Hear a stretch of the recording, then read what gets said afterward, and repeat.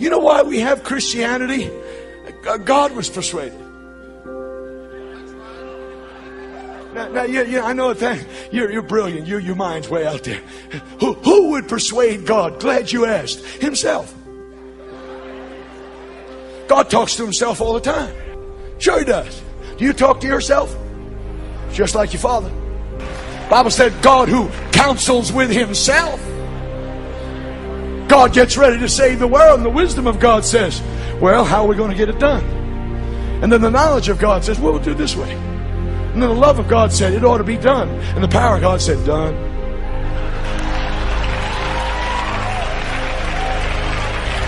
You're not hearing me yet. You're somebody that God is persuaded about. He's persuaded that you're an overcomer. He's persuaded that you're going to experience everything He's got on the agenda for you. What you need to do is get persuaded yourself. Stay with me just a minute.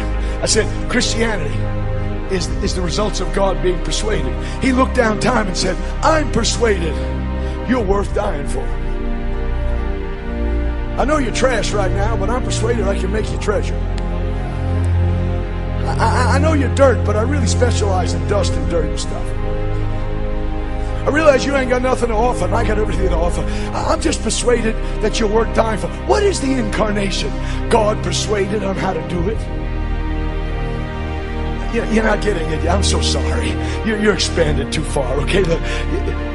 You know why Jesus went to Calvary? 2 reasons. First, he was persuaded that his dying would shed blood that was powerful enough to forgive the worst person. You ready? And then he was persuaded that death wasn't powerful enough to hold him. Destroy this temple, and in 3 days I'm going to raise it back up.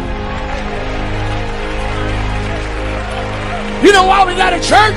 And I'm persuaded I'll build my church, and the gates of hell shall not prevail against it. If God is persuaded, why don't you get persuaded? I'm sorry it wasn't more revelatory and moving than you expected, but it took a guy from his whole life to glory, and he walked through his life just saying, I am persuaded that neither life nor death, nor angels, nor principalities, nor things present, nor things to come, nor height, nor depth, nor any other creature can separate me. I'm not persuaded by the sermon. I'm not persuaded by what I feel. I am persuaded by what I know. And I know I'm loved by a love that will not let me go. You don't need to dial your prayer partner. You don't want to go on a 7,000-day fast.